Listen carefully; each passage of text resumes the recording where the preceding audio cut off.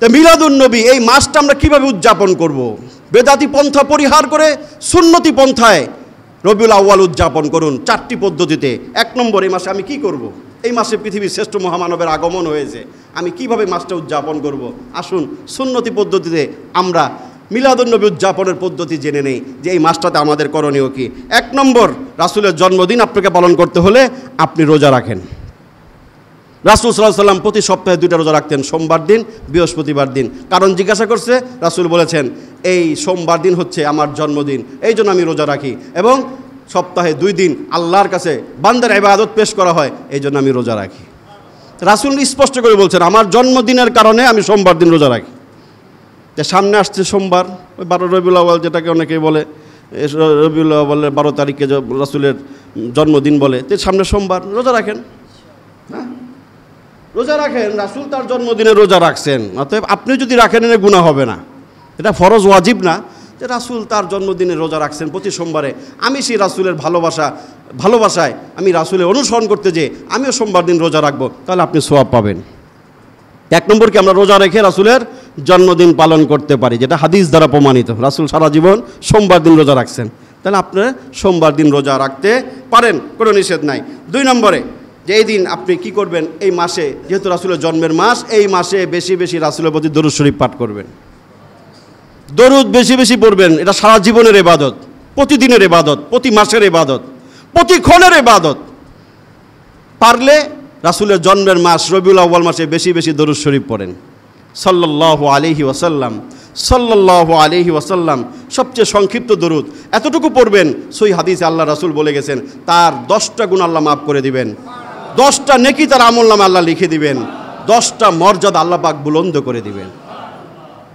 কঠিন বিপদের মধ্যে আপনি দরুদ শরীফ পড়েন, বিপদ মুক্তির ওজিফা দরুদ শরীফ পাঠ করা। রাসূল বলেন পৃথিবীর যেই প্রান্তে যে দরুদ পড়ে ওই দরুদটা ফেরেশতার মাধ্যমে আমি নবীজির কবরের মাঝে পৌঁছে দেওয়া হয়।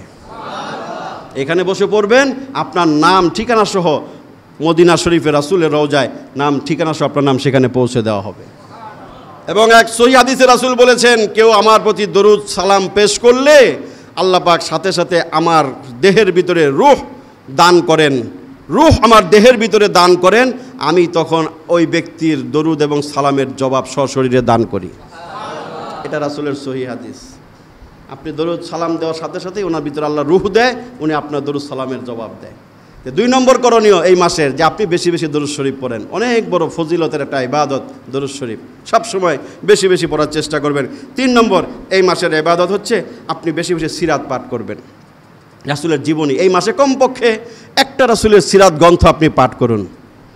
যদি জিজ্ঞাসা করি যে রাসূলের সিরাত গ্রন্থ কার কাছে কয়টা আছে, কে রাসূলের সিরাত গ্রন্থ পাঠ করছেন এই জীবনে, কয়টা হাত উঠবে আমি জানি না। থাকা উচিত।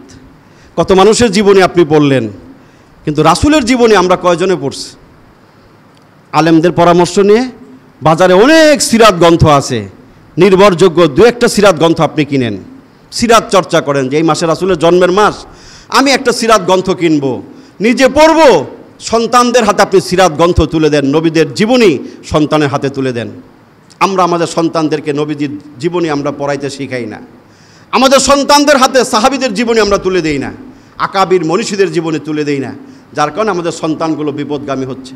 এই মাসে আপনি করতে পারেন একটা সিরাত গ্রন্থ নিজে পড়েন, সন্তানের হাতে একটা তুলে দেন যে তুমিও বাবা শুরু থেকে শেষ পর্যন্ত পড়ো, রাসূলের জন্মের ইতিহাস, শৈশবের ইতিহাস, যৌবনের ইতিহাস, রাসূলের বিভিন্ন অধ্যায়, জীবনের অধ্যায়গুলো তার সিরাতি গ্রন্থের মাঝে, জীবনীর মাঝে পাতায় পাতায় স্বর্ণাক্ষরে লেখা আছে, সেখান থেকে আপনি শিখবেন, আপনার সন্তান শিখবে। একটা কমপক্ষে সিরাত গ্রন্থ পড়ার চেষ্টা করব আমরা। 4 নম্বর সকল প্রকার বেদাত পরিহার করব এবং সুন্নতকে জিন্দা করব। এই মাসে আমরা দীপ্ত শপথ নিব যে আমি সুন্নত ছাড়া আমার জীবন চালাবো না। সুন্নত ইত্তেবা, সুন্নতের দীপ্ত শপথ নেবেন রবিউল আউয়াল মাসে, যে সকল প্রকার বেদাতকে তালাক দিব, পরিহার করব, শিরিক বেদাতকে বর্জন করে আল্লাহ রসুলের সুন্নতকে আমি জিন্দা করব। ব্যক্তি জীবনে, পারিবারিক জীবনে, সামাজিক রাষ্ট্রীয় জীবনে নিজ নিজ জায়গা থেকে আপনি ভূমিকা রাখুন, দেখবেন আল্লাহ রসুলের ভালোবাসা আপনি পাবেন। রাসূল বলেছেন যে আমার প্রতি বেশি বেশি দরুদ পড়বে সে হাসরের মাঠে সবচেয়ে আমার কাছে থাকবে।